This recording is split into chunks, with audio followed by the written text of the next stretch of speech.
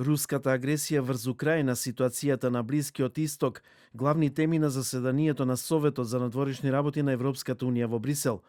Состанокот почна со размена на мислења преку телеконференциска врска на шефовите на дипломатиите на земјите членки на Унијата со нивниот украински колега Андрий Сибиха, кој ги информира за ситуацијата на терен и за најитните приоритети на Украина.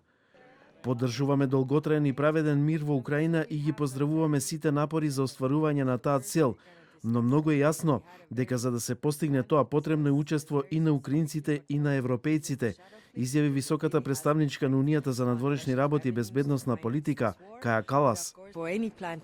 Мора да сватиме дека во оваа војна има еден агресор и една жртва, а досега не сме слушнале за никакви отстапки од руска страна.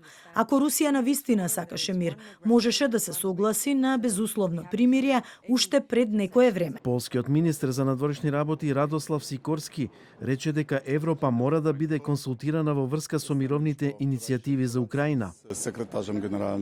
Ние ги предводиме мировните напори, но секако во прашање е безбедноста на Европа. Затоа очекуваме да бидеме консултирани. Изјавата следува откако протекоа детали од мировниот план што го промовира администрацијата на Трамп, според кој ќе се принуди Украина да се откаже од дел од своето оружје и да ја даде под закуп клучни територии на Русија.